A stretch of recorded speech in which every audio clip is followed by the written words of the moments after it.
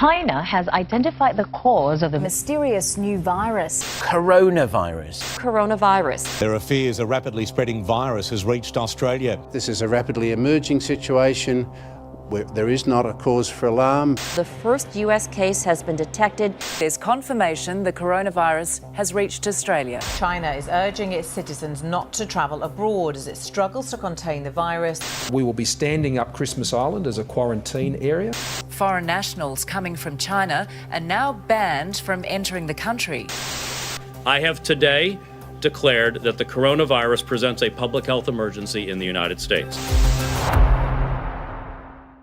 The 2019 coronavirus disease, or COVID-19, was first figured out in Wuhan City, Hubei Province, China, during an outbreak of respiratory illness.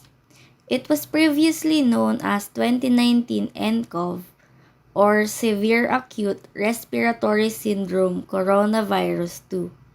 On December 31st, 2019, it first came out to the World Health Organization.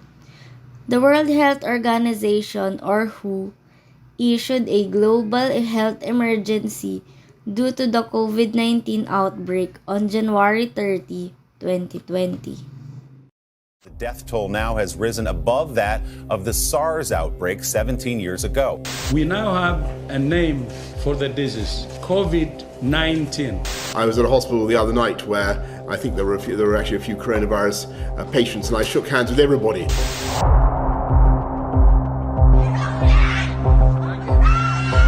The Italian government tonight put the entire country on lockdown. The World Health Organization proclaimed COVID-19 a global pandemic on March 11, 2020. This was the organization's first global pandemic classification since the H1N1 influenza in 2009. Most infected persons will suffer only to mild to moderate respiratory symptoms and get better without any particular therapy. Some, though, will become gravely ill and necessitate medical care. Illness is expected in the elderly and those with pre-existing ailments like the high blood pressure, diabetes, asthma, or cancer. COVID-19 can cause severe illness and death in people of any age. COVID-19 can be characterized as a pandemic. We will be suspending all travel from Europe. From Italy this evening, it just gets worse. The death toll now worse than China. What happened in Bondi was unacceptable. 12 years of perfect employment, it all blows up in 24 hours. The pandemic of COVID-19 has brought numerous obstacles for students, teachers, and parents. People already suffering from mental health disorders are especially susceptible to the adjustments. We are now learning about the far-reaching effects on pupils of school closures, isolation policies, and other unanticipated alterations in their life. Meanwhile, college and university students are anxious about evacuating dorms and canceling scheduled events such as exchange programs and commencement ceremonies. Local businesses closures led to the loss of specific part-time jobs. Final year students are apprehensive about the job market they will shortly enter. More than 3 billion people in almost 70 countries and territories have been asked to stay at home. From this evening, I must give the British people a very simple instruction. You must stay at home. We're asking everyone to work at home if possible, postpone unnecessary travel. आज रात 12 बजे से संपूर्ण देश में. Many of us got anxious, but for some, COVID-19 started or worsened much more severe mental health problems. Many people have said they have mental pain and show signs of depression, anxiety, or post-traumatic stress. Even though the number of people who need mental health services has grown, these services are in severe disarray. This was especially true at the beginning of the pandemic when people and resources were.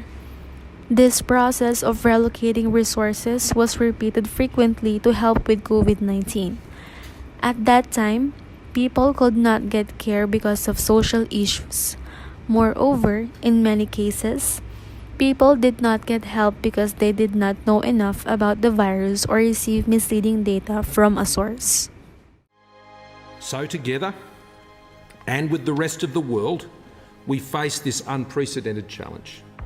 For many, young and old, 2020 will be the toughest year of our lives. We've got some breaking news to bring you, and it's to do with the Prince of Wales. He has tested positive for coronavirus. The Prime Minister, Boris Johnson, has tested positive for coronavirus.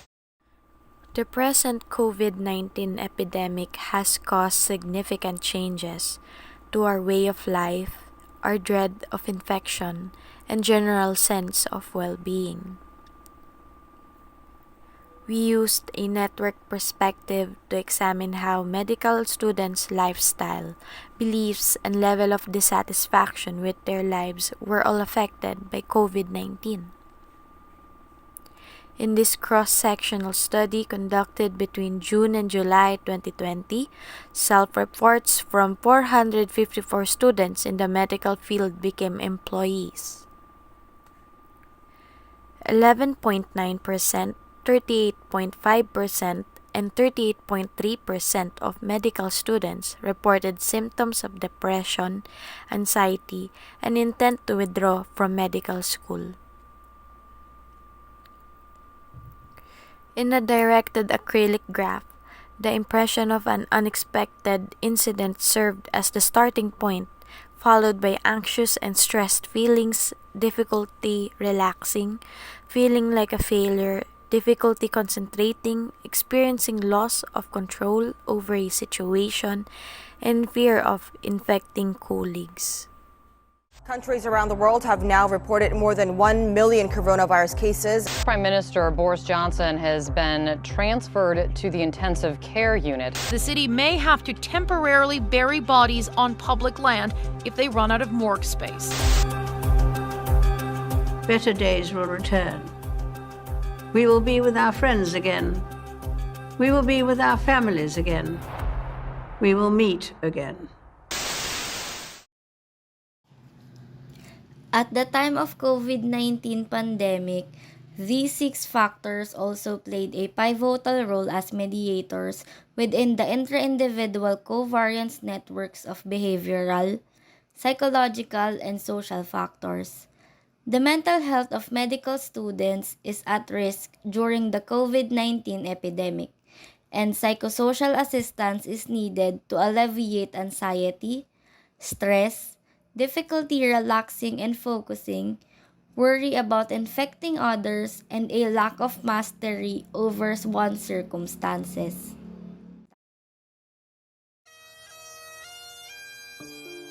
There are moments that seem bizarre, moments of fear.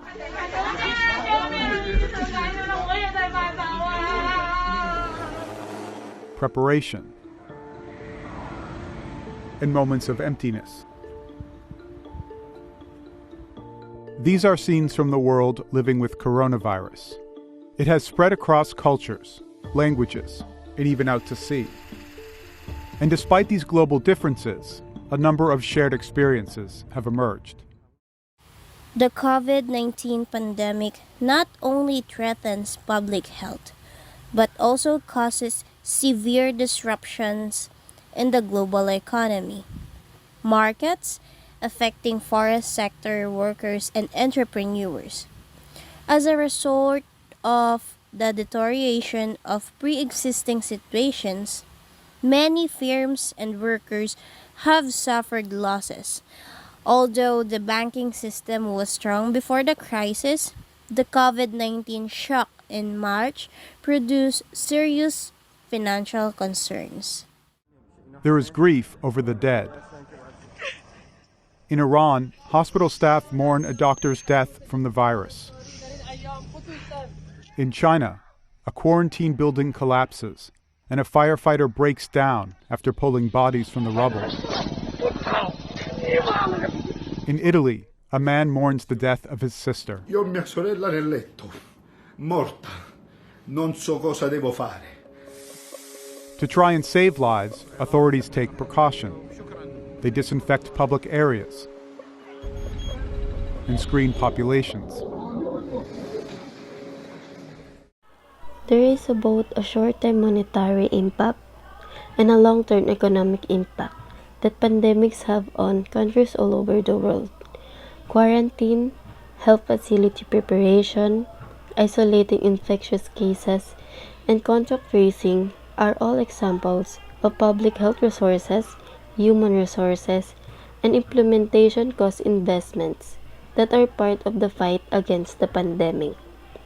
Spending on healthcare rises to treat infected patients and provided necessary supplies, including medications, medical gear, and PPE. This is just crazy. Around the world, people are afraid and on edge. Unbelievable. In Northern Ireland, routine construction work at an Apple store is mistaken for virus-related activity. In Japan, tempers flare when a man sneezes on a train. One Italian takes the fear and adds humor. This is a circle to keep people at a safe distance. In fact, lots of people use humor to cope with the uncertainty or the stigma of being sick. In Australia, a run on toilet paper leads to lessons in self-defense. He's going to show you how to deal with people stealing your toilet paper. Outbreaks of disease have the potential to affect many parts of the economy as they unfold, including the stock market, the job market, international trade, and the manufacturing and retail sectors. This research set out to analyze how different types of capitalism deal with the economic effects of disease outbreaks, like the current coronavirus pandemic. The examination of data includes a calculation of the effects of the SARS, H1N1, and COVID-19 viruses in the context of the coordinated market economies of Germany, Sweden, and Japan, and the liberal market economies of Australia, New Zealand, the United Kingdom, and Australia. The analysis showed the economics in LMEs were more sensitive to the effects of disease outbreaks than those in CMEs, where the intervention of governments mitigated the effect. This data suggests that more participation from government authorities can mitigate the effects of disease outbreaks. There is also defiance, a conviction that life must go on despite the virus. Across rooftops in China, quarantined neighbors socialize. From a rooftop in Italy, a theater group performs poetry for an area where movement is restricted.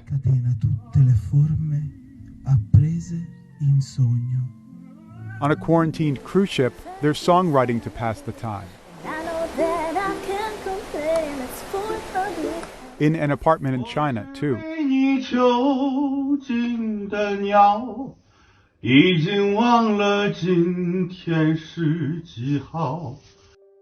But perhaps some of the most striking moments from the pandemic are those where little happens. The empty streets. Unbelievable. No traffic. The quiet airports. The places of worship without worshippers. Stores without goods. This is how it is across the globe, as we prepare, grieve, and wait for the next chapter of the coronavirus. The effects of this illness on our loved ones, our country, and our health are devastating. There were a significant number of deaths. There are many situations where things cannot go back to how they were. Many things have changed, and a lot more may yet alter. We should all take this as a reminder to treat each other with respect and value the things that they have given us.